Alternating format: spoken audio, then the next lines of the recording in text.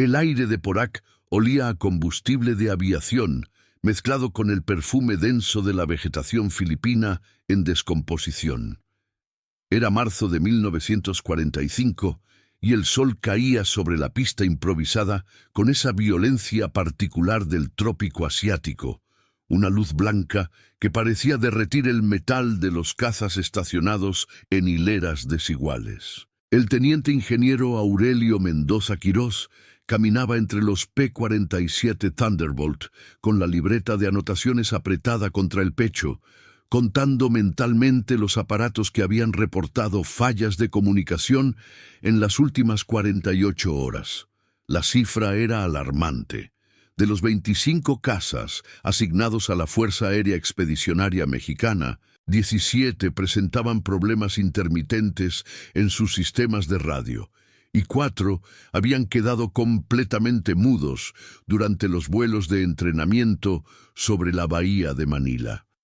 Mendoza tenía 34 años y el rostro curtido de quien ha pasado demasiadas horas bajo soles implacables.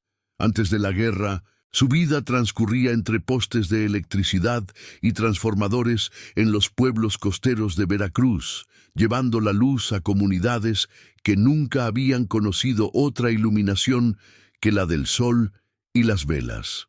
Había nacido en Alvarado, ese puerto donde el río Papaloapán se encuentra con el Golfo de México, y desde niño había aprendido a respetar el poder corrosivo del agua salada. Su padre, un pescador que reparaba sus propios motores con piezas rescatadas de otros naufragios, le había enseñado que el mar no perdona la negligencia, que cada tornillo expuesto, cada cable sin protección, termina cediendo ante la humedad persistente del trópico. Esa mañana, mientras revisaba el interior de la carlinga del caza número 204, Mendoza encontró lo que temía. Los conectores del sistema SCR-274 estaban cubiertos de una película verdosa, esa oxidación característica que aparece cuando el cobre entra en contacto prolongado con aire saturado de humedad. Pasó el dedo por la superficie del conductor principal y sintió la textura granulosa del metal corrompido. En condiciones normales, estos equipos estaban diseñados para operar en climas templados, en las bases aéreas de Texas o California, donde el aire seco del desierto mantenía los circuitos limpios durante meses. Pero aquí, en el corazón del Pacífico tropical, donde la humedad relativa superaba el 90%, incluso en los días sin lluvia, los radios estadounidenses morían con una velocidad que nadie había anticipado. El problema no era menor. Sin comunicación de radio, un piloto de caza se convertía en un punto ciego en el cielo, incapaz de recibir instrucciones de su líder de escuadrilla, imposibilitado de reportar posiciones enemigas o solicitar apoyo en caso de emergencia. Durante la Segunda Guerra Mundial, el radio era el sistema nervioso de la aviación táctica, el hilo invisible que conectaba a cada aparato con el organismo mayor de la operación. Un caza sin radio era un caza a medio funcionar, una máquina de guerra que operaba con los ojos vendados y la boca sellada. Mendoza cerró la cubierta del compartimento de comunicaciones y descendió de la escalerilla metálica. A pocos metros, un grupo de mecánicos estadounidenses trabajaba en el motor de otro Thunderbolt, sus voces mezclándose con el ruido de las herramientas neumáticas. Los americanos tenían todo: repuestos ilimitados, manuales técnicos actualizados, equipos de diagnóstico que los mexicanos solo habían visto en fotografías. Pero incluso ellos estaban perdiendo la batalla contra el clima. La diferencia era que cuando un radio americano fallaba, simplemente lo reemplazaban por otro nuevo sacado del almacén. Los mexicanos no tenían ese lujo. Cada pieza de equipo que habían traído desde el continente era prácticamente irreemplazable, y el proceso burocrático para solicitar repuestos a través de los canales de suministro aliados podía tomar semanas, a veces meses. El capitán Radamés Gaxiola Andrade, comandante de la sección técnica del Escuadrón 201, había convocado una reunión de emergencia para esa tarde. Mendoza sabía lo que vendría. Gaxiola era un hombre pragmático, formado en la Escuela Militar de Aviación de Zapopan, y no tenía paciencia para problemas sin solución. Si los radios mexicanos seguían fallando a este ritmo, la única opción sería solicitar formalmente que los equipos fueran reemplazados por material estadounidense, una petición que implicaba reconocer públicamente que la tecnología mexicana no estaba a la altura de las exigencias del Teatro del Pacífico. Para Mendoza, esa posibilidad era más que una derrota técnica, era una humillación nacional. México había entrado a la guerra con la determinación de demostrar que era un aliado capaz, no un socio simbólico que solo aportaba petróleo y buenas intenciones. El Escuadrón 201 representaba el esfuerzo de toda una nación por participar activamente en la derrota del fascismo, y cada componente de su equipamiento había sido seleccionado, transportado y mantenido con un cuidado casi religioso. Los técnicos mexicanos habían pasado meses entrenándose en bases estadounidenses, aprendiendo los secretos de máquinas que nunca habían visto, memorizando procedimientos escritos en un idioma que muchos apenas dominaban. Ahora, a semanas de entrar en combate real, la posibilidad de que todo ese esfuerzo fuera descartado por un problema de humedad resultaba insoportable. Mendoza caminó hacia el barracón donde se alojaba el personal técnico. El edificio era una construcción improvisada de madera y lámina, levantada sobre pilotes para protegerla de las inundaciones frecuentes durante la temporada de lluvias. Adentro, el calor era sofocante y el olor a sudor se mezclaba con el aroma penetrante del aceite de motor que impregnaba los uniformes de todos los que trabajaban en la línea de vuelo. Su catre estaba en la esquina más alejada de la entrada, junto a una pequeña mesa donde guardaba sus libros técnicos y una colección de cartas de su esposa que releía cada noche antes de dormir. Se sentó en el borde del catre y abrió su libreta de anotaciones. Durante las últimas 2 semanas, había documentado meticulosamente cada falla de radio reportada por los pilotos, anotando la hora, las condiciones climáticas, el tipo de mal funcionamiento y el estado de los componentes al momento de la inspección. El patrón era claro. Las fallas se concentraban en los conectores y en las válvulas de vacío, los puntos más vulnerables del sistema a la penetración de humedad. Pero lo que más le intrigaba era la velocidad del deterioro. En Veracruz, donde la humedad también era extrema, los equipos eléctricos podían durar años con un mantenimiento adecuado. Aquí, los radios se descomponían en cuestión de días. La diferencia, concluyó Mendoza, estaba en la sal. El aire del Pacífico tropical no solo era húmedo, estaba saturado de partículas salinas que el viento arrastraba desde el océano. Esa combinación de agua y sal creaba un ambiente corrosivo que ningún barniz convencional podía resistir. Los manuales técnicos estadounidenses recomendaban aplicar una capa de laca protectora sobre los circuitos expuestos, pero esa laca había sido desarrollada para las condiciones del Atlántico Norte, donde la humedad era alta, pero la salinidad del aire era significativamente menor. En el Pacífico, esa protección duraba apenas unos días antes de que la sal comenzara a infiltrarse por las microfisuras del recubrimiento. Mendoza cerró los ojos y dejó que su mente vagara hacia los recuerdos de su infancia en Alvarado. Recordaba a su padre envolviendo los cables del motor de su lancha en una mezcla oscura que olía a brea y a algo más, algo orgánico y ligeramente dulce. Era una pasta que los pescadores locales preparaban con resinas de árboles de la región, mezcladas con cera de abeja y un aceite extraído de las semillas del árbol de chico zapote. Su padre llamaba a esa mezcla chapopote de monte, aunque no tenía nada que ver con el petróleo que brotaba de los pozos de la Huasteca. Era un conocimiento ancestral, transmitido de generación en generación, que los pescadores de la costa veracruzana usaban para proteger sus embarcaciones y sus equipos del embate constante del mar. La idea llegó como un relámpago silencioso. Si esa mezcla artesanal podía proteger los motores de las lanchas pesqueras durante años de exposición al agua salada del Golfo de México, quizás podría adaptarse para proteger los circuitos de los radios militares. Era una hipótesis descabellada, el tipo de ocurrencia que un ingeniero formado en instituciones serias jamás se atrevería a proponer en una reunión oficial. Pero Mendoza no era un ingeniero convencional.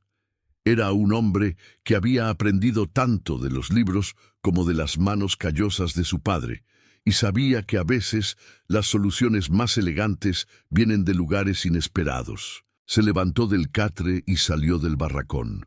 El sol comenzaba su descenso hacia el horizonte, tiñendo el cielo de tonos anaranjados que se reflejaban en los charcos que salpicaban la pista de aterrizaje. A lo lejos, un par de Thunderbolts regresaban de un vuelo de patrullaje, sus siluetas recortándose contra la luz moribunda del día. Mendoza los observó aterrizar, notando cómo las ruedas levantaban columnas de agua al tocar la superficie encharcada de la pista.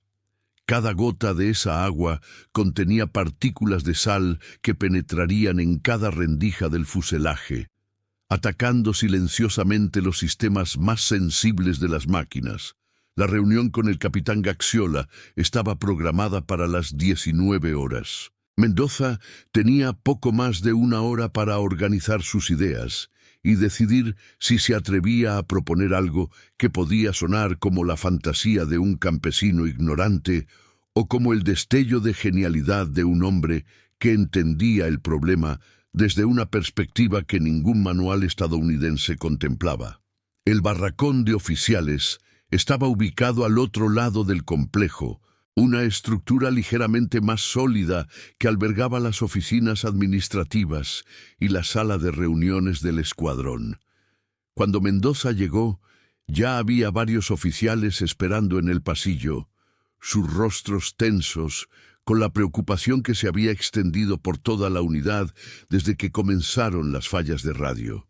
El capitán Gaxiola apareció puntualmente, su uniforme impecable a pesar del calor, y los convocó a entrar con un gesto breve.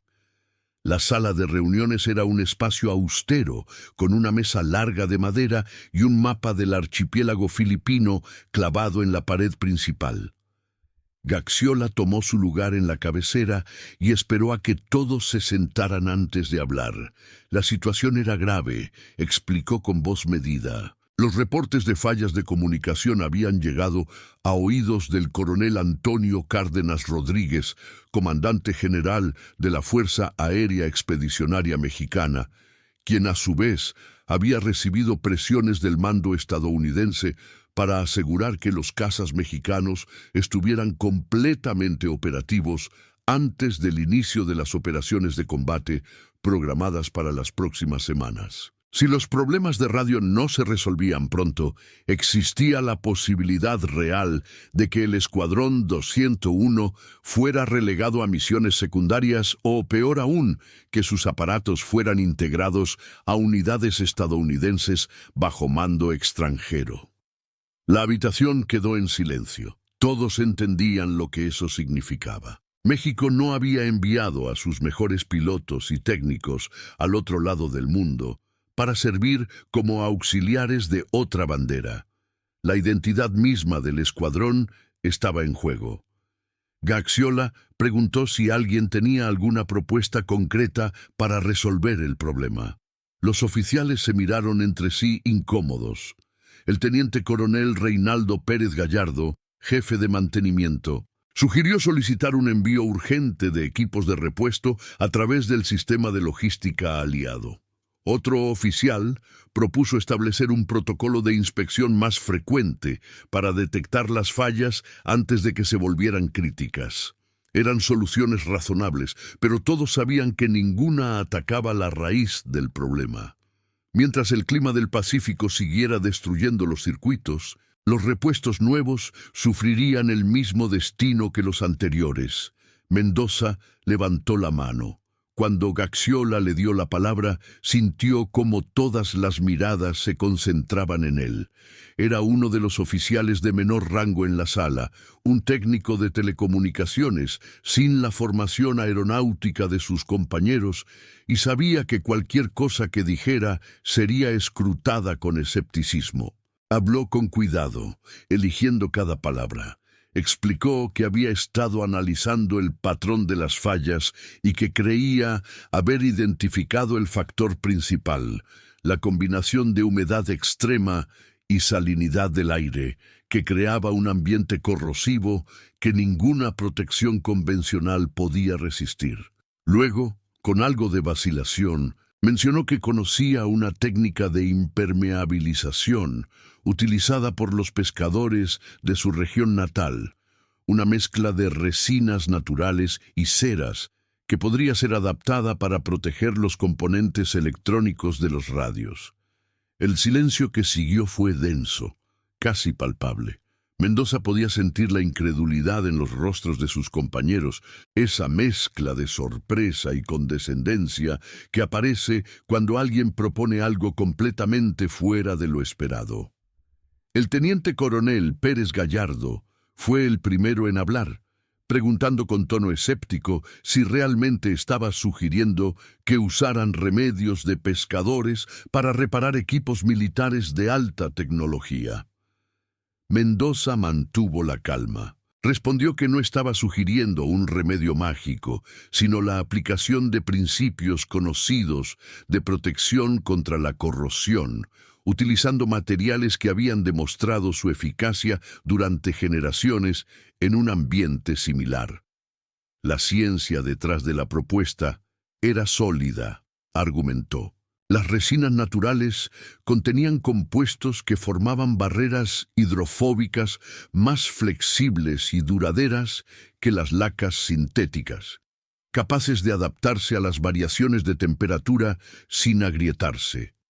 La cera de abeja añadía una capa adicional de protección que sellaba los microporos del recubrimiento, y el aceite de chicozapote, rico en látex natural, proporcionaba una elasticidad que permitía al material expandirse y contraerse sin perder su integridad.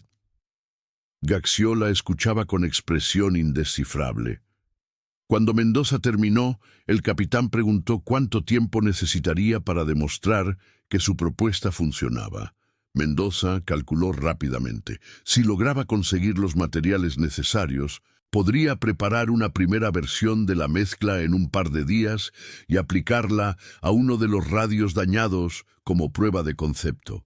En una semana, tendrían resultados preliminares que indicarían si la técnica era viable. Gaxiola asintió lentamente. Le dio permiso para proceder, pero le advirtió que cualquier daño adicional a los equipos sería responsabilidad suya. Si su experimento fallaba, Mendoza tendría que responder ante el mando superior por haber desperdiciado recursos en una iniciativa no autorizada. El ingeniero aceptó las condiciones sin vacilar. Sabía que estaba apostando su carrera, pero también sabía que no tenía otra opción. Si no hacía nada, los radios seguirían fallando de todas formas, y el escuadrón enfrentaría las mismas consecuencias. Esa noche, Mendoza no pudo dormir. Permaneció acostado en su catre, mirando el techo de lámina mientras su mente repasaba cada detalle del plan. Necesitaba conseguir los ingredientes para la mezcla, pero estaba a miles de kilómetros de Veracruz, en una isla devastada por la guerra donde los recursos civiles eran prácticamente inexistentes. Tendría que improvisar, buscar sustitutos locales que cumplieran la misma función que los materiales originales. Recordó que en Filipinas existían árboles similares al chicozapote. especies tropicales que producían látex con propiedades parecidas. También sabía que las abejas nativas del archipiélago producían cera, aunque no estaba seguro de si podría encontrar suficiente cantidad para sus propósitos. La resina sería lo más difícil. En Veracruz, los pescadores utilizaban la savia del árbol de pino que crecía en las montañas cercanas, pero Luzón tenía una vegetación diferente, dominada por palmeras y árboles de madera dura que no producían resinas del mismo tipo, pero Mendoza era un hombre de recursos. Había pasado años resolviendo problemas de electrificación en pueblos remotos donde los materiales estándar nunca llegaban, aprendiendo a fabricar soluciones con lo que tuviera a la mano. Si algo había aprendido en esos años, era que la ingeniería verdadera no consistía en seguir manuales al pie de la letra, sino en entender los principios fundamentales y adaptarlos a las circunstancias. A la mañana siguiente, antes del amanecer, Mendoza salió del barracón y caminó hacia el perímetro de la base, donde la vegetación salvaje comenzaba a reclamar el terreno que los ingenieros militares habían despejado para construir la pista de aterrizaje. El aire estaba fresco, cargado con el aroma de la tierra húmeda y el canto de los pájaros tropicales que despertaban con la primera luz. Llevaba consigo una bolsa de lona y un cuchillo, las únicas herramientas que necesitaba para comenzar su búsqueda.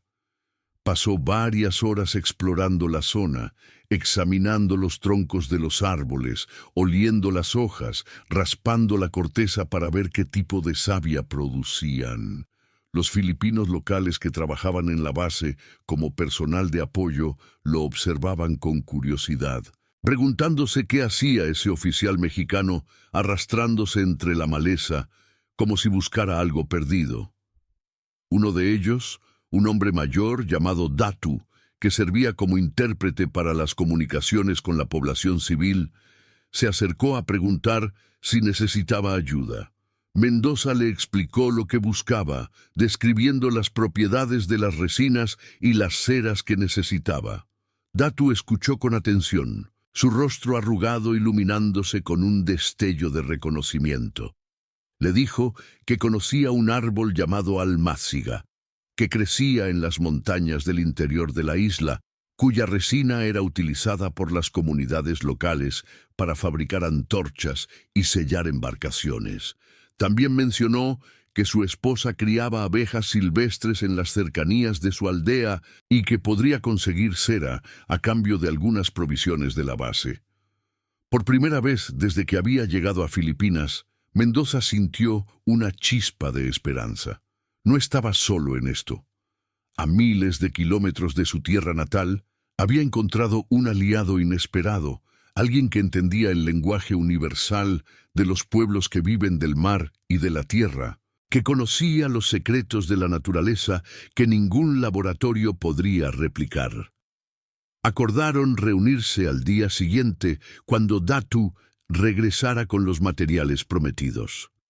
Mendoza volvió a la base con la mente acelerada, calculando las proporciones, imaginando el proceso de preparación, anticipando los obstáculos que tendría que superar. Todavía no sabía si su plan funcionaría, pero por primera vez sentía que tenía una oportunidad real de salvarlo todo. Mientras caminaba hacia el barracón de telecomunicaciones, pasó junto a la fila de Thunderbolts estacionados bajo el sol implacable. Los cazas brillaban con un resplandor metálico que casi lastimaba los ojos, sus fuselajes plateados reflejando la luz tropical como espejos gigantes.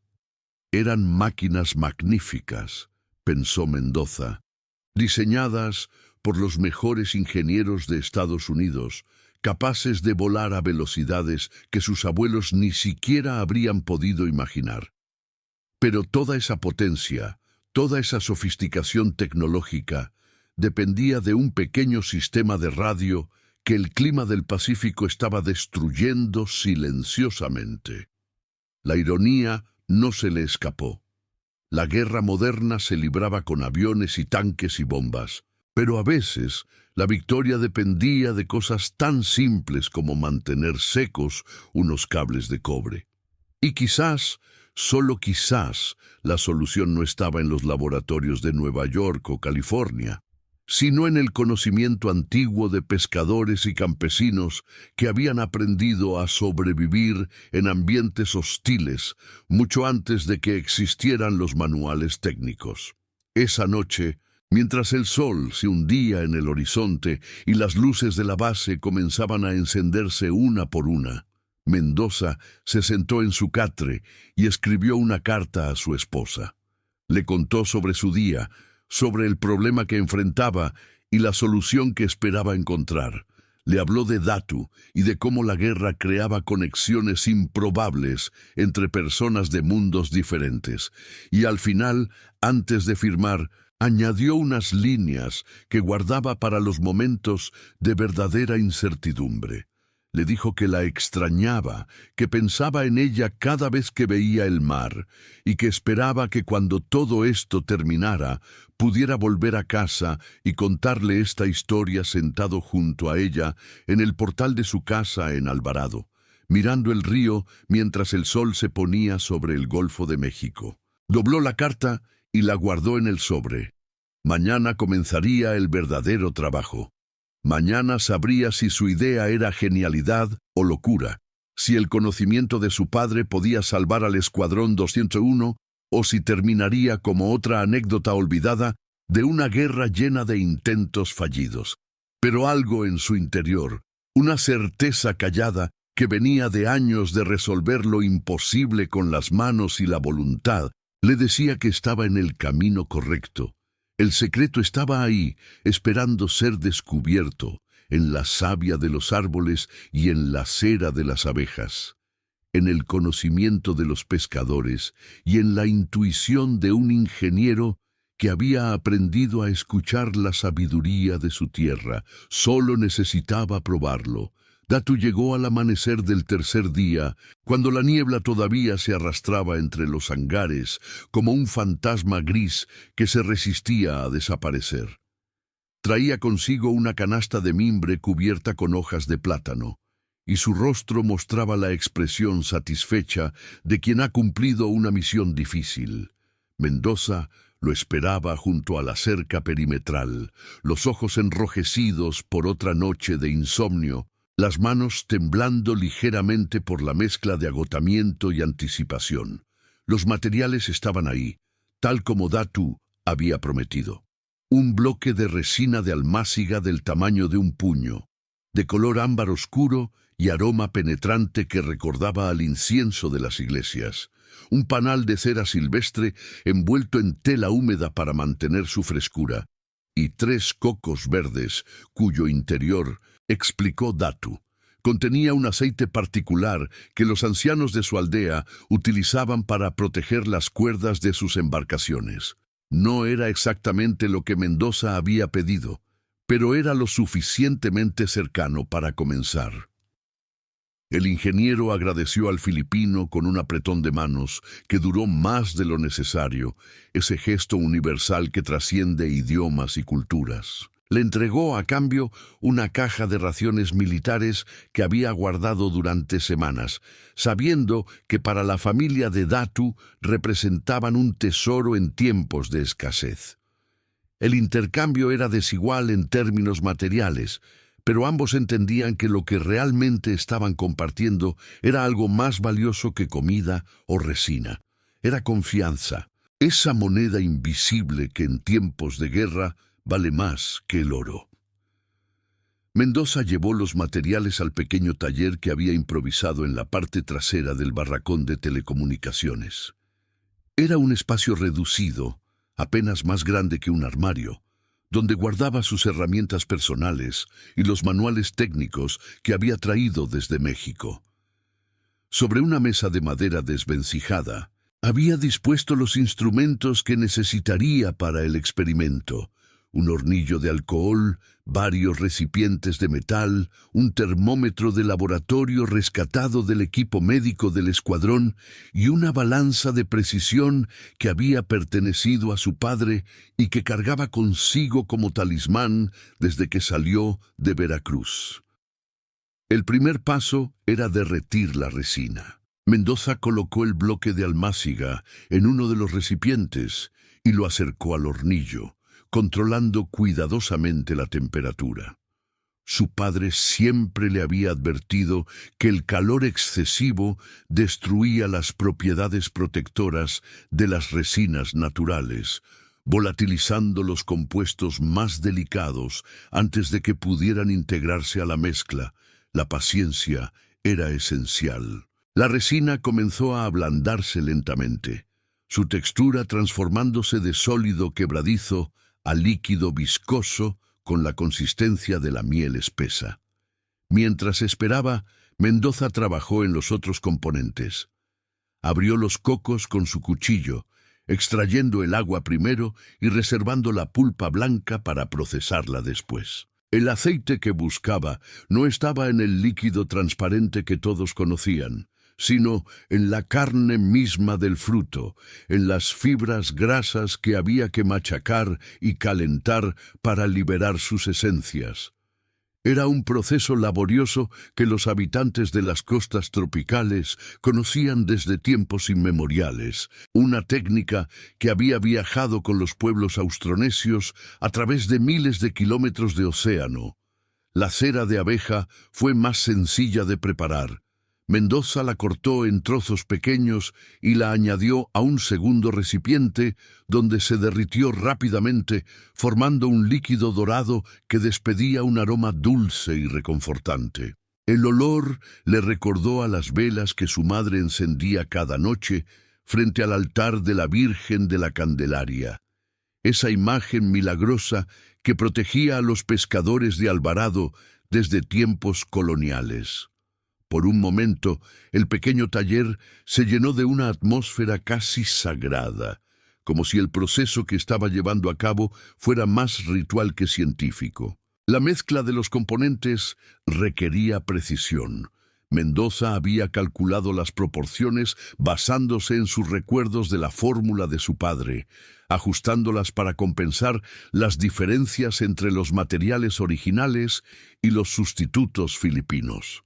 3 partes de resina por una parte de cera, con el aceite de coco añadido gota a gota hasta alcanzar la consistencia adecuada. Demasiado espesa, y la mezcla no penetraría en los intersticios de los circuitos. Demasiado líquida y se escurriría sin formar una capa protectora efectiva. El primer intento fue un fracaso. La resina de almáciga tenía un punto de fusión diferente al de las resinas veracruzanas, y cuando Mendoza añadió la cera, la mezcla se separó en 2 fases que se negaban a integrarse. El líquido resultante era grumoso e irregular, inútil para los propósitos que tenía en mente. Mendoza maldijo en voz baja, sintiendo cómo la frustración comenzaba a apoderarse de él. Había apostado su reputación en este experimento, y el primer resultado era un desastre. Pero los años de trabajo en el campo le habían enseñado que los fracasos eran parte del proceso. Cada error contenía información valiosa, pistas que señalaban el camino hacia la solución correcta. Se sentó en el único taburete del taller y analizó lo que había salido mal. La separación de fases indicaba que las temperaturas de los componentes no habían sido compatibles al momento de la mezcla.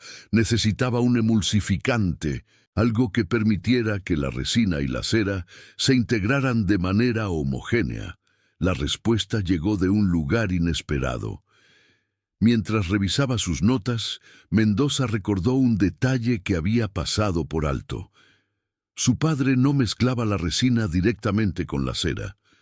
Primero la disolvía en aguardiente, el alcohol de caña que se producía en los trapiches de la región, y solo entonces añadía los otros componentes. El alcohol actuaba como solvente y como puente químico, permitiendo que las moléculas de la resina se dispersaran uniformemente antes de evaporarse durante el proceso de secado. Pero en la base aérea de Porac no había aguardiente veracruzano. Lo que sí había era alcohol etílico de grado médico, utilizado para desinfectar heridas y esterilizar instrumentos quirúrgicos. Mendoza sabía que solicitar ese recurso para un experimento no autorizado podía meterlo en problemas, pero no tenía alternativa. Caminó hacia la enfermería del escuadrón con la determinación de quien está dispuesto a arriesgar todo. El capitán médico Fernando Correa Racho estaba de guardia esa mañana, revisando los expedientes de los pilotos que debían pasar su examen físico antes de las misiones de combate. Era un hombre de mediana edad, con anteojos redondos y una calma imperturbable que contrastaba con la tensión permanente que reinaba en la base. Cuando Mendoza le explicó lo que necesitaba, Correa lo escuchó sin interrumpir, su expresión revelando una curiosidad genuina por el proyecto del ingeniero. Para sorpresa de Mendoza, el médico no solo accedió a proporcionarle el alcohol, sino que se ofreció a ayudar. Correa había estudiado química antes de especializarse en medicina y entendía los principios detrás de la propuesta del ingeniero mejor que la mayoría de los oficiales del escuadrón. Sugirió añadir una pequeña cantidad de glicerina a la mezcla, un compuesto que tenía en abundancia y que actuaría como plastificante, manteniendo la flexibilidad del recubrimiento incluso bajo las variaciones extremas de temperatura que experimentaban los cazas durante el vuelo. Los dos hombres trabajaron juntos durante el resto del día, combinando el rigor científico de la formación académica con la intuición práctica que Mendoza había heredado de su padre. Probaron diferentes proporciones, ajustaron temperaturas, documentaron cada paso del proceso con la meticulosidad de investigadores en un laboratorio profesional. A media tarde, después de varios intentos fallidos y correcciones sucesivas, lograron producir una mezcla que cumplía con todos los requisitos. Un líquido ámbar de consistencia uniforme, capaz de penetrar en los espacios más pequeños y de formar una película protectora que se secaba en cuestión de horas. La prueba definitiva vendría con la aplicación real. Mendoza seleccionó el radio más dañado de los que habían sido retirados de servicio, un equipo SCR-274, cuyo módulo de transmisión había dejado de funcionar completamente debido a la corrosión. Con un pincel fino, aplicó la mezcla sobre cada conector, cada soldadura, cada superficie metálica expuesta. El proceso era delicado y requería paciencia. Una capa demasiado gruesa tardaría días en secar y podría interferir con el funcionamiento de los componentes. Una capa demasiado delgada no proporcionaría protección suficiente. Mientras trabajaba, Mendoza notó algo que no había anticipado. La mezcla tenía propiedades conductoras térmicas que ayudaban a disipar el calor generado por los componentes electrónicos, reduciendo el estrés sobre las soldaduras y las válvulas. Era un beneficio secundario que podía extender significativamente la vida útil de los equipos, más allá de la protección contra la humedad. La ciencia, pensó el ingeniero, a veces revela secretos que ni siquiera estábamos buscando. El radio tratado fue colocado en una caja sellada junto con varios recipientes de agua salada, simulando las condiciones de humedad extrema del ambiente exterior. Mendoza verificó la hermeticidad del contenedor y anotó la hora exacta en su libreta. Ahora solo quedaba esperar. Si el recubrimiento funcionaba como esperaba, el radio debería mantener su integridad durante al menos una semana, tiempo suficiente para demostrar que el concepto era viable. Si fallaba, tendría que volver al principio y buscar otra solución antes de que el escuadrón perdiera la paciencia. Los días siguientes fueron una tortura de incertidumbre. Mendoza continuaba con sus tareas regulares de mantenimiento, pero su mente estaba constantemente en el pequeño taller donde el experimento seguía su curso. Cada mañana, antes del amanecer, abría la caja sellada y examinaba el radio con una lupa, buscando cualquier signo de deterioro. Cada tarde, después de que el sol se ponía, repetía la inspección, documentando el estado de cada componente con dibujos detallados y notas precisas. Al tercer día, algo extraordinario sucedió. Mendoza estaba realizando su inspección matutina cuando notó que los conectores del radio tratado permanecían completamente limpios. No había rastro de la oxidación verdosa que había destruido los otros equipos. La superficie del cobre brillaba bajo la luz de su linterna con el mismo tono rojizo que tenía el día de la aplicación. El recubrimiento estaba funcionando. La noticia se extendió rápidamente por la base. El capitán Gaxiola visitó el taller personalmente para verificar los resultados, su escepticismo inicial transformándose en asombro cuando Mendoza le mostró la comparación entre el radio tratado y otro equipo que había sido expuesto a las mismas condiciones sin protección. La diferencia era dramática. Mientras el radio sin tratamiento mostraba los signos típicos de corrosión avanzada, el equipo protegido parecía recién salido de la fábrica. Pero Mendoza sabía que una prueba en condiciones controladas no era suficiente. El verdadero desafío vendría cuando el radio fuera instalado en un caza y sometido a las vibraciones del vuelo, a los cambios de presión y temperatura, a la exposición directa al aire salino del Pacífico durante horas de operación continua. Solicitó permiso para realizar una prueba de campo, instalando el equipo tratado en uno de los Thunderbolts y monitoreando su desempeño durante un vuelo real. Gaxiola dudó. Arriesgar un caza en un experimento no probado era una decisión que podía tener consecuencias graves si algo salía mal. Pero el comandante también entendía que no tenían muchas opciones. Los radios seguían fallando a un ritmo alarmante y los repuestos que habían solicitado al mando estadounidense no llegarían hasta dentro de varias semanas. Si la solución de Mendoza funcionaba, podía ser la diferencia entre un escuadrón operativo y uno relegado a misiones secundarias. La prueba fue programada para el día siguiente. El piloto seleccionado fue el teniente Fausto Vega Santander, un veterano de los entrenamientos en Texas que había desarrollado una reputación de serenidad bajo presión. Vega fue informado sobre la naturaleza experimental del vuelo y aceptó participar sin vacilar. Como todos los pilotos del Escuadrón 201, entendía que su misión iba más allá de la supervivencia individual. Representaban a México, y eso significaba asumir riesgos que otros quizás no estarían dispuestos a tomar. El Thunderbolt número 204 despegó a las 07:30 horas. Su motor Pratt & Whitney rugiendo contra el cielo que apenas comenzaba a clarear.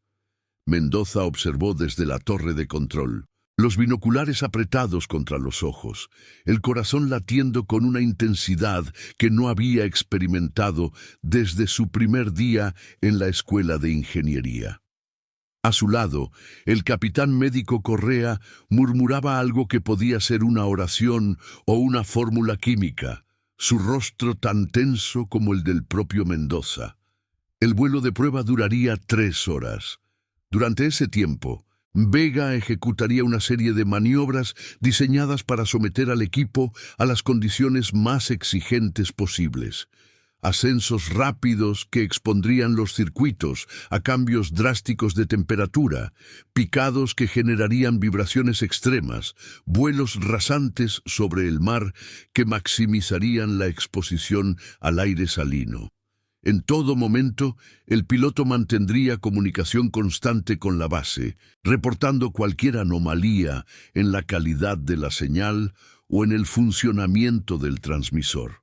Los primeros reportes fueron alentadores, Vega informó que la comunicación era clara, sin la estática intermitente que había plagado los vuelos anteriores. Su voz llegaba nítida a través de los altavoces de la torre de control, cada palabra perfectamente audible. Mendoza anotaba frenéticamente en su libreta, registrando los tiempos, las altitudes, las condiciones atmosféricas. Cada minuto que pasaba sin problemas era una pequeña victoria, una confirmación de que el conocimiento de su padre no lo había traicionado.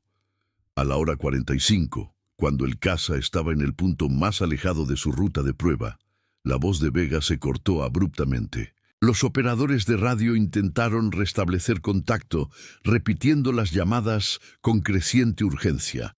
Mendoza sintió cómo el suelo desaparecía bajo sus pies. Si el radio había fallado, todo su trabajo habría sido en vano.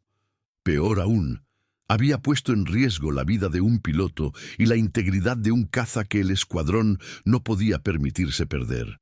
Los segundos se estiraron como horas. El silencio en la torre de control era absoluto, interrumpido solo por el zumbido constante de los equipos electrónicos y el sonido distante de los motores en la línea de vuelo. Mendoza cerró los ojos, preparándose para lo peor. Entonces, tan súbitamente como se había interrumpido, la voz de Vega volvió a llenar la sala. El piloto explicó que había atravesado una formación de nubes cumulonimbus que había bloqueado temporalmente la señal, un fenómeno atmosférico común en la región que nada tenía que ver con el funcionamiento del equipo. La comunicación se restableció perfectamente en cuanto salió de la zona de interferencia. El radio seguía operando sin problemas. Mendoza soltó el aire que no sabía que había estado conteniendo. A su alrededor, los oficiales de la torre intercambiaron miradas de alivio. El capitán Gaxiola colocó una mano sobre el hombro del ingeniero, un gesto simple que transmitía más reconocimiento del que cualquier palabra podría expresar. El vuelo continuó sin más incidentes. Cuando el Thunderbolt aterrizó 3 horas después de su despegue, Vega descendió de la carlinga con una sonrisa que iluminaba todo su rostro. Reportó que la calidad de la comunicación había sido la mejor que había experimentado desde su llegada a Filipinas, superior incluso a los vuelos de entrenamiento en Estados Unidos. El radio había funcionado perfectamente durante toda la misión, sin un solo momento de interferencia más allá del episodio de las nubes. Mendoza no perdió tiempo en celebraciones. Tan pronto como el caza fue llevado al hangar de mantenimiento, se subió a la escalerilla y abrió el compartimento de comunicaciones. Lo que encontró superó sus expectativas más optimistas. El recubrimiento protector permanecía intacto, sin grietas ni desprendimientos, formando una barrera brillante que cubría cada superficie metálica. Los conectores estaban limpios, las soldaduras firmes, las válvulas en perfecto estado. El experimento había sido un éxito rotundo. Esa noche, en el barracón de oficiales, el capitán Gaxiola convocó una reunión extraordinaria para anunciar los resultados de la prueba. Frente a todos los técnicos y oficiales del escuadrón, reconoció públicamente el trabajo de Mendoza y autorizó la producción a gran escala del compuesto protector. El ingeniero recibiría todos los recursos necesarios para tratar los radios de los 25 cazas del escuadrón antes del inicio de las operaciones de combate. El capitán médico Correa fue nombrado asistente oficial del proyecto con acceso ilimitado a los suministros médicos que requiriera el proceso. Para Mendoza el reconocimiento era secundario.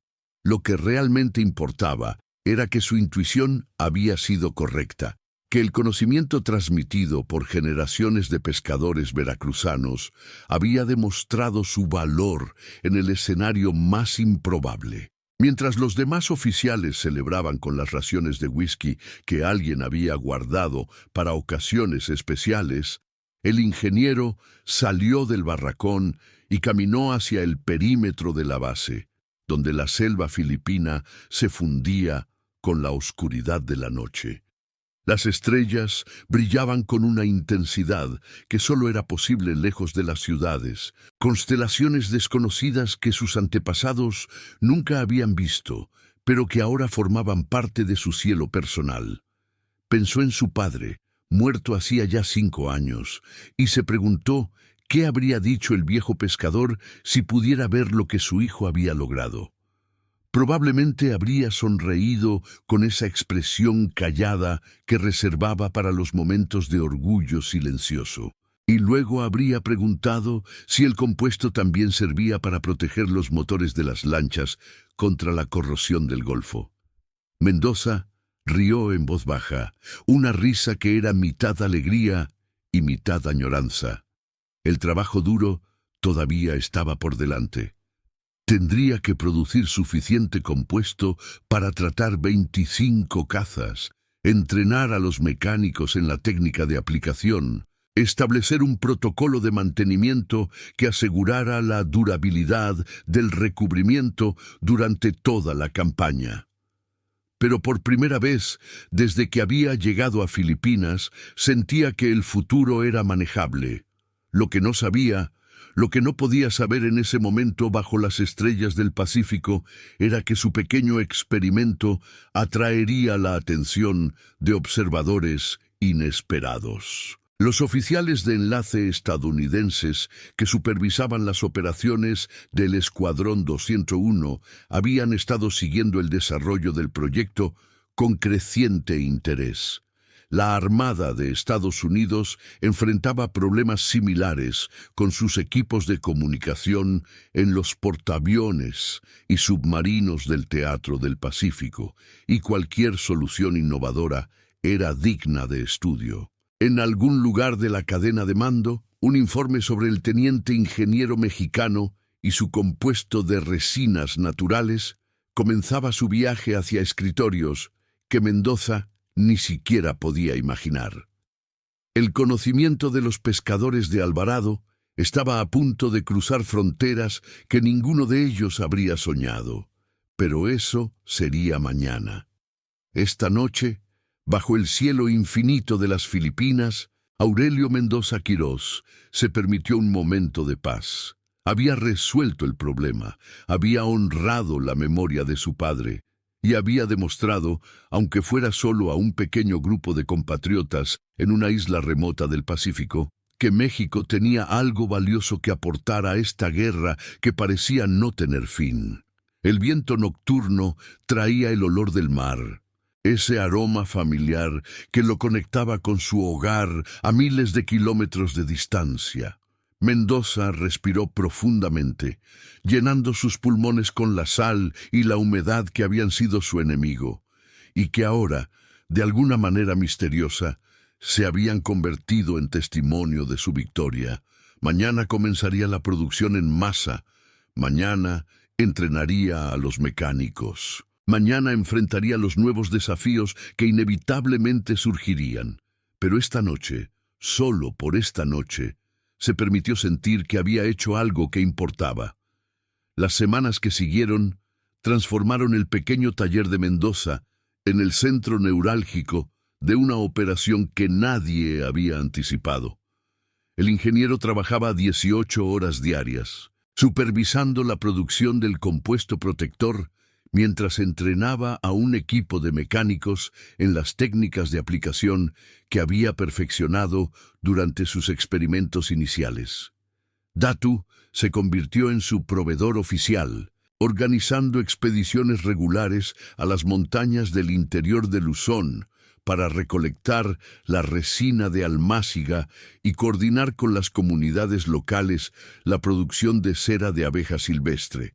Lo que había comenzado como un experimento desesperado se había convertido en una cadena de suministro improvisada que conectaba aldeas filipinas remotas con la línea de vuelo del Escuadrón 201. El proceso de tratamiento de cada radio requería aproximadamente 4 horas de trabajo meticuloso. Primero, los técnicos desmontaban completamente el equipo, separando cada módulo y limpiando las superficies con alcohol para eliminar cualquier rastro de oxidación existente. Luego, aplicaban el compuesto en capas sucesivas, permitiendo que cada una secara parcialmente antes de añadir la siguiente. Finalmente, el radio era reensamblado y sometido a una serie de pruebas de funcionamiento antes de ser certificado para su reinstalación en los cazas. Era un trabajo tedioso y repetitivo, pero Mendoza insistía en que cada paso se ejecutara con precisión absoluta. Un solo error podía significar la diferencia entre un piloto que regresaba a casa y uno que desaparecía en el silencio del cielo enemigo. Para mediados de abril de 1945, los 25 Thunderbolts del escuadrón habían sido tratados con el compuesto protector. Las pruebas de campo confirmaron lo que el vuelo inicial del teniente Vega había sugerido. La calidad de las comunicaciones había mejorado dramáticamente y las fallas que antes ocurrían casi a diario se habían reducido a incidentes aislados que podían atribuirse a factores externos más que a problemas del equipo. El coronel Antonio Cárdenas Rodríguez, comandante general de la Fuerza Aérea Expedicionaria Mexicana, envió un informe al Estado Mayor en Ciudad de México destacando la contribución de Mendoza y recomendando que se estudiara la posibilidad de aplicar la técnica a otros equipos sensibles a la corrosión. Pero el verdadero examen vendría con el combate. El 4 de junio de 1945, el Escuadrón 201 recibió sus primeras órdenes de misión ofensiva. El objetivo era una concentración de tropas japonesas en las cercanías de la ciudad de Tuguegarao, en el valle del Cagayán, donde los restos del ejército imperial se habían atrincherado para resistir el avance aliado. Los pilotos mexicanos despegarían al amanecer, escoltados por cazas estadounidenses, y atacarían las posiciones enemigas con cohetes y ametralladoras antes de regresar a la base para reabastecerse y repetir la operación. Mendoza no durmió la noche anterior. Permaneció en el hangar de mantenimiento hasta el último momento, verificando personalmente el estado de los equipos de comunicación de cada casa que participaría en la misión. Revisó conexiones, probó transmisores, ajustó frecuencias. Sabía que su trabajo estaba hecho, que había hecho todo lo humanamente posible para asegurar que los radios funcionaran correctamente. Pero también sabía que en la guerra nada está garantizado, que los mejores planes pueden desmoronarse ante la realidad impredecible del combate. El amanecer llegó con una claridad cristalina que parecía burlarse de la tensión que reinaba en la base. Los pilotos caminaron hacia sus aparatos en silencio, sus rostros mostrando esa mezcla de concentración y calma que distingue a quienes han aceptado la posibilidad de la muerte como parte de su oficio. Mendoza los observó desde la entrada del hangar, memorizando cada rostro, cada gesto, en cada paso. Algunos de ellos habían sido sus compañeros durante meses de entrenamiento y preparación. Otros eran apenas conocidos, cuyos nombres había aprendido recientemente, pero todos llevaban consigo un pedazo de su trabajo, un fragmento de conocimiento veracruzano que volaba con ellos hacia el territorio enemigo. Los motores rugieron en secuencia, llenando el aire con ese sonido característico que Mendoza había aprendido a asociar con la esperanza y el miedo en partes iguales. Uno por uno, los Thunderbolts rodaron hacia la pista de despegue, sus fuselajes brillando bajo la luz dorada del sol naciente. Cuando el último caza se elevó sobre las palmeras y desapareció en dirección norte, el ingeniero se quedó inmóvil durante varios minutos, los ojos fijos en el horizonte vacío. La espera fue interminable. En la torre de control, los operadores de radio monitoreaban las frecuencias asignadas al escuadrón, registrando cada comunicación, cada reporte de posición, cada intercambio entre los pilotos y sus líderes de sección.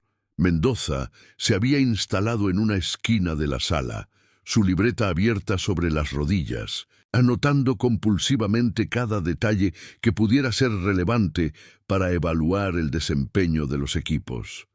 Las primeras voces llegaron claras y nítidas.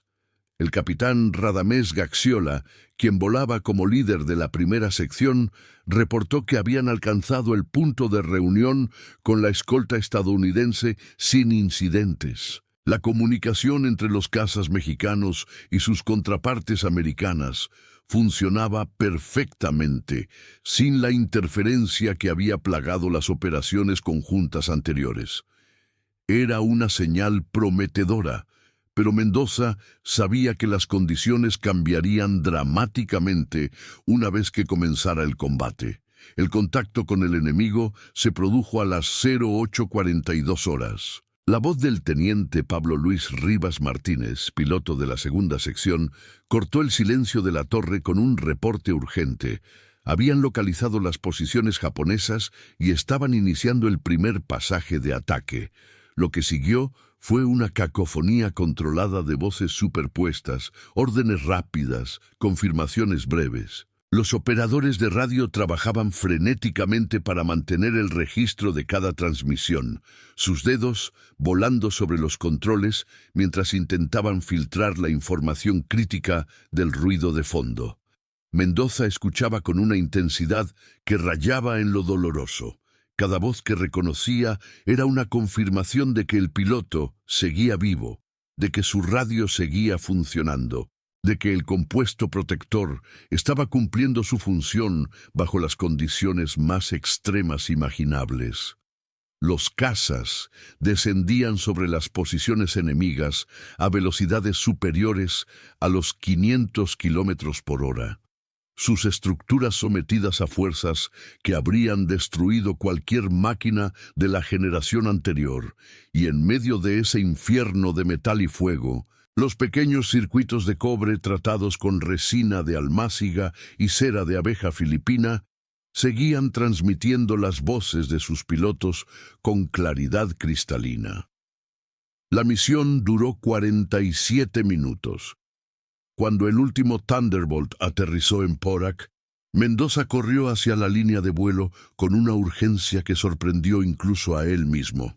Los pilotos descendían de sus aparatos con expresiones que mezclaban el agotamiento con la euforia del sobreviviente. Varios de ellos buscaron al ingeniero entre la multitud de mecánicos y oficiales que se habían congregado para recibirlos, estrechando su mano con una gratitud que no necesitaba palabras. El capitán Gaxiola se acercó a Mendoza cuando la conmoción inicial comenzaba a disiparse. Le dijo que la comunicación había sido impecable durante toda la operación, que habían podido coordinar los ataques con una precisión que nunca antes habían logrado, que varios pilotos habían comentado que sentían como si pudieran escuchar los pensamientos de sus compañeros a través del radio. Era una exageración poética, pero capturaba algo esencial sobre lo que había cambiado. Por primera vez desde su llegada a Filipinas, el Escuadrón 201 había operado como una unidad verdaderamente integrada, conectada por un sistema nervioso electrónico que funcionaba exactamente como había sido diseñado. Las misiones continuaron durante las semanas siguientes y con cada operación, la reputación del escuadrón crecía. Los pilotos mexicanos demostraron una efectividad en combate que sorprendió incluso a los observadores estadounidenses más escépticos.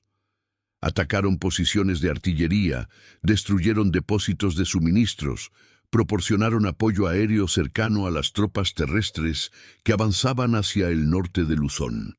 En cada misión, los radios tratados con el compuesto de Mendoza funcionaron sin fallas significativas, permitiendo el nivel de coordinación táctica que era esencial para sobrevivir en el cielo hostil del Pacífico. Pero la guerra cobra su precio independientemente de la tecnología. El 26 de junio, durante un ataque a posiciones japonesas cerca de la localidad de Baguio, el teniente Fausto Vega Santander fue alcanzado por fuego antiaéreo mientras realizaba un pasaje de ametrallamiento a baja altura. Su Thunderbolt se estrelló contra la ladera de una montaña antes de que pudiera intentar un aterrizaje de emergencia. Las últimas palabras que transmitió por el radio fueron una confirmación de que había completado su objetivo y una solicitud de que informaran a su familia que había muerto cumpliendo con su deber. Mendoza recibió la noticia en el hangar de mantenimiento, donde estaba supervisando el tratamiento de un radio de repuesto. Se quedó inmóvil durante varios segundos, procesando la información con esa lentitud característica de las pérdidas que no podemos aceptar inmediatamente. Vega había sido el primer piloto en probar su compuesto, el hombre que había arriesgado su vida para demostrar que la idea de un ingeniero de Veracruz podía funcionar en el mundo real. Ahora estaba muerto, y su radio había transmitido sus últimas palabras con la misma claridad que había mostrado durante aquel primer vuelo de pruebas semanas atrás. Esa noche, Mendoza caminó solo hacia el perímetro de la base, buscando el mismo lugar donde había contemplado las estrellas después del éxito de su experimento inicial. El cielo estaba nublado, las constelaciones ocultas, tras una capa de nubes que presagiaba la llegada de las lluvias monzónicas. Se sentó en una roca y dejó que las lágrimas corrieran por su rostro sin intentar detenerlas. No lloraba solo por Vega, aunque su muerte era razón suficiente para el llanto. Lloraba por todos los que habían caído y los que caerían, por la obscenidad de una guerra que convertía a jóvenes brillantes en estadísticas, por la contradicción insoportable de dedicar tanto ingenio a la destrucción. El compuesto que había desarrollado salvaba vidas, de eso no tenía duda. Cada comunicación clara, cada orden recibida a tiempo, cada advertencia transmitida entre pilotos, representaba una oportunidad adicional de supervivencia en un ambiente donde los márgenes eran medidos en segundos y metros. Pero también era cierto que ese mismo compuesto permitía que los cazas fueran más efectivos en su misión de matar, que las bombas y los cohetes encontraran sus objetivos con mayor precisión, que la maquinaria de la guerra funcionara con la eficiencia que los generales demandaban. Era una paradoja que Mendoza no podía resolver, un nudo moral que probablemente cargaría por el resto de su vida. Cuando regresó al barracón, encontró una carta esperándolo sobre su catre. El sobre llevaba el sello del cuartel general del 5º Comando Aéreo de Estados Unidos y su contenido era tan inesperado que Mendoza tuvo que leerlo 3 veces antes de comprender completamente su significado. Un oficial de la Sección de Investigación y Desarrollo de la Armada estadounidense solicitaba una reunión con él para discutir los detalles técnicos de su compuesto protector. El informe sobre su trabajo había llegado a las oficinas del Departamento de Marina en Washington y había despertado suficiente interés como para justificar el envío de un especialista al Teatro del Pacífico. La reunión se llevó a cabo una semana después, en una sala de conferencias de la base naval de Subic Bay. El oficial estadounidense era un comandante de ingeniería llamado Robert Harrison, un hombre de mediana edad, con el aspecto de académico que caracterizaba a muchos de los científicos que habían sido reclutados por las Fuerzas Armadas durante la guerra. Harrison había leído el informe sobre el compuesto mexicano con escepticismo inicial, pero los datos de desempeño en combate lo habían convencido de que valía la pena investigar más a fondo. Mendoza explicó el proceso de desarrollo con la misma meticulosidad que había aplicado a la creación del compuesto. Habló de su padre y los pescadores de Alvarado, de la resina de almáciga y la cera de abeja filipina, de los fracasos iniciales y las correcciones sucesivas que lo habían llevado a la fórmula final. Harrison tomaba notas constantemente, interrumpiendo ocasionalmente para hacer preguntas técnicas que revelaban un conocimiento profundo de química de polímeros y ciencia de materiales. Al final de la reunión, el comandante estadounidense hizo una propuesta que Mendoza no había anticipado. La Armada de Estados Unidos estaba interesada en adaptar el compuesto para su uso en equipos navales, específicamente en los sistemas de comunicación de los submarinos que operaban en las aguas cálidas del Pacífico Sur. Si Mendoza estaba dispuesto, podría ser transferido temporalmente a un laboratorio de investigación en Pearl Harbor para colaborar en el desarrollo de una versión mejorada del producto. Era una oferta extraordinaria, el tipo de reconocimiento que cualquier ingeniero habría aceptado sin dudarlo. Pero Mendoza pidió tiempo para pensarlo. Su lugar estaba con el Escuadrón 201, argumentó, y no quería abandonar a sus compañeros cuando todavía quedaban meses de combate por delante. Harrison entendió su posición y acordó mantener la propuesta abierta hasta el final de las hostilidades. La guerra en el Pacífico terminó más rápido de lo que nadie había previsto.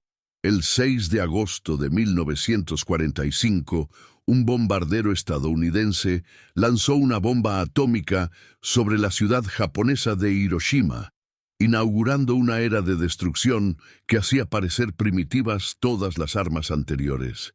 3 días después, una segunda bomba cayó sobre Nagasaki. El 15 de agosto, el emperador Hirohito anunció la rendición incondicional de Japón, y la guerra más devastadora de la historia humana llegó a su fin. El Escuadrón 201 había volado 59 misiones de combate durante sus meses de operación en Filipinas. 5 pilotos habían muerto en acción, incluyendo al teniente Vega, y varios más habían resultado heridos. Pero la unidad había cumplido su misión con distinción, ganándose el respeto de sus aliados y demostrando que México podía contribuir significativamente al esfuerzo bélico más allá del petróleo y las materias primas. Cuando los sobrevivientes regresaron a su patria en noviembre de 1945, fueron recibidos como héroes nacionales, desfilando por las calles de la Ciudad de México ante multitudes que los aclamaban con banderas y flores. Mendoza regresó con ellos, pero su recibimiento fue más discreto. Los pilotos eran los rostros visibles de la victoria, los protagonistas de las historias que los periódicos contaban con entusiasmo patriótico. Los técnicos y mecánicos que habían hecho posible cada vuelo permanecían en las sombras, sus contribuciones reconocidas solo por quienes entendían la complejidad real de las operaciones militares. El ingeniero no se quejó. Nunca había buscado la fama, y la satisfacción de haber cumplido con su deber era recompensa suficiente. Pero la historia de su compuesto no terminó con la guerra. En los meses siguientes, Mendoza recibió varias comunicaciones del comandante Harrison, quien había continuado desarrollando la fórmula en los laboratorios de la Armada estadounidense. La versión mejorada del producto, que incorporaba algunos ajustes químicos sugeridos por investigadores de la Universidad de California, había demostrado una efectividad excepcional en las pruebas con equipos submarinos. La Marina estaba considerando adoptarla como estándar para la protección de sistemas electrónicos sensibles en ambientes de alta humedad. Harrison invitó a Mendoza a visitar los laboratorios de San Diego para participar en la fase final del desarrollo, ofreciéndole una posición como consultor técnico con un salario que triplicaba lo que ganaba como ingeniero de la Comisión Federal de Electricidad. La oferta era tentadora, pero Mendoza la rechazó después de semanas de deliberación. Su vida estaba en México, explicó en su carta de respuesta. Tenía una esposa que lo esperaba, una comunidad que lo necesitaba, un país que reconstruir después de años de ausencia. El conocimiento que había compartido con los estadounidenses era un regalo, no una mercancía, y esperaba que lo utilizaran para salvar vidas en lugar de enriquecer a corporaciones. Los años siguientes fueron de trabajo silencioso y satisfacción modesta. Mendoza regresó a su puesto en Veracruz, supervisando proyectos de electrificación rural que llevaban luz a comunidades que nunca habían conocido otra cosa que las velas y los quinqués. Se casó con su novia de juventud. Tuvo 3 hijos que crecieron escuchando las historias de la guerra contadas en voz baja durante las noches de tormenta, y envejeció con la dignidad tranquila de quien sabe que su vida ha tenido sentido. De vez en cuando, recibía cartas de antiguos compañeros del Escuadrón 201, invitaciones a reuniones de veteranos, donde los sobrevivientes compartían recuerdos y lamentaban a los ausentes. Mendoza asistía cuando podía, aunque siempre se sentía ligeramente fuera de lugar entre los pilotos que dominaban las conversaciones con sus relatos de combates aéreos y escapes milagrosos. Su contribución había sido diferente, menos espectacular pero igualmente esencial, y prefería que permaneciera así. En 1962, durante una de esas reuniones, un antiguo compañero le mostró un artículo de una revista técnica estadounidense que mencionaba el desarrollo de un compuesto protector para equipos electrónicos navales. El artículo describía el producto como una innovación de los laboratorios de la Marina de Estados Unidos, sin mencionar en ningún momento el origen mexicano de la fórmula original, ni el nombre del ingeniero que la había concebido. Mendoza leyó el artículo en silencio, su expresión impenetrable, y luego lo devolvió a su compañero con un encogimiento de hombros. No importaba quién recibiera el crédito, dijo. Lo que importaba era que el conocimiento había sobrevivido, que las técnicas de los pescadores de Alvarado habían encontrado su camino hacia aplicaciones que sus inventores originales nunca habrían imaginado. Esa era la naturaleza del progreso humano, explicó con la paciencia de quien ha reflexionado largamente sobre estas cuestiones. Cada generación construye sobre el trabajo de las anteriores, y la mayoría de los constructores permanecen anónimos mientras sus contribuciones se integran al edificio colectivo del conocimiento.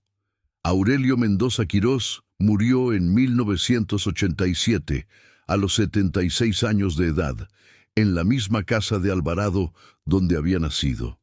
Sus últimos años los pasó sentado en el portal, mirando el río Papaloapan desembocar en el Golfo de México, contando historias a sus nietos sobre una guerra lejana y un compuesto mágico que había permitido que los aviones mexicanos hablaran entre sí en el cielo de las Filipinas.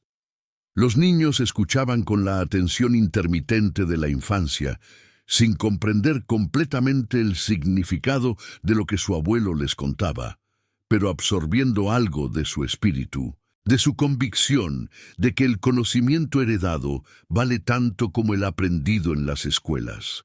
En su funeral asistieron varios veteranos del Escuadrón 201 que todavía vivían, hombres ancianos que habían viajado desde diferentes partes del país para despedir a su compañero.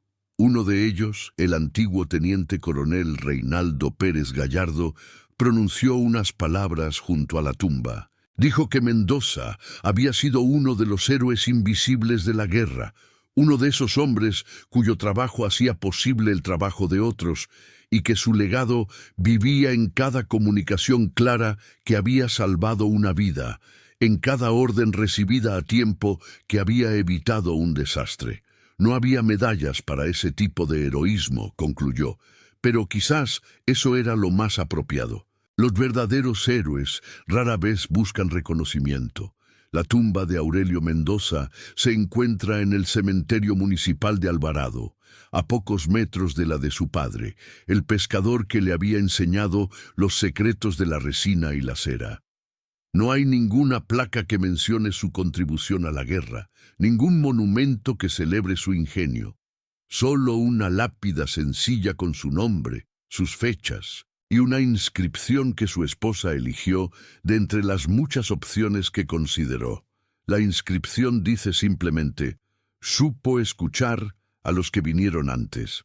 Es una frase que resume una vida dedicada a la idea de que el conocimiento no tiene fronteras ni propietarios, que las soluciones más brillantes a menudo vienen de lugares inesperados, y que la verdadera ingeniería consiste en conectar lo que sabemos con lo que necesitamos. Aurelio Mendoza no inventó nada completamente nuevo. Lo que hizo fue reconocer que sus antepasados ya habían resuelto un problema similar, y tuvo la humildad y la inteligencia de adaptar esa solución a circunstancias que ellos nunca habrían podido imaginar. En algún archivo olvidado de la Marina de Estados Unidos, probablemente exista todavía un expediente con los detalles técnicos del compuesto protector que Mendoza desarrolló en las Filipinas.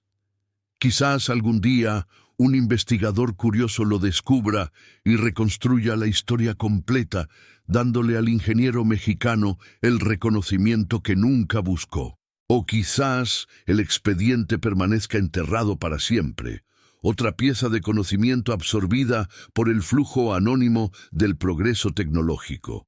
De cualquier manera, el legado persiste.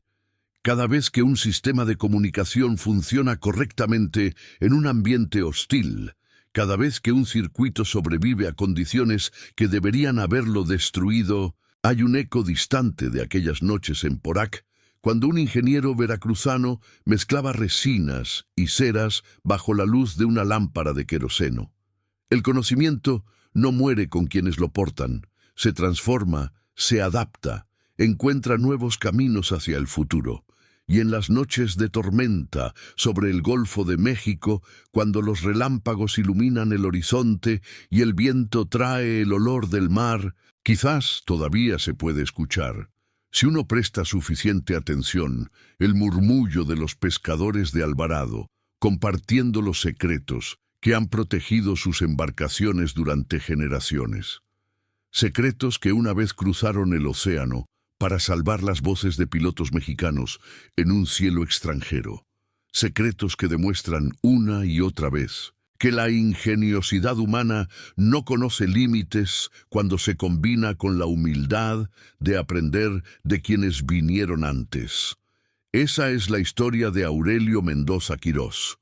No la historia de un héroe de guerra, sino la de un hombre que entendió que a veces las batallas más importantes se ganan en silencio, con paciencia y con resina, lejos de los reflectores y las medallas. Un hombre que honró a su padre, llevando su conocimiento al otro lado del mundo, y que regresó a casa para vivir una vida ordinaria con la satisfacción extraordinaria de haber hecho algo que importaba.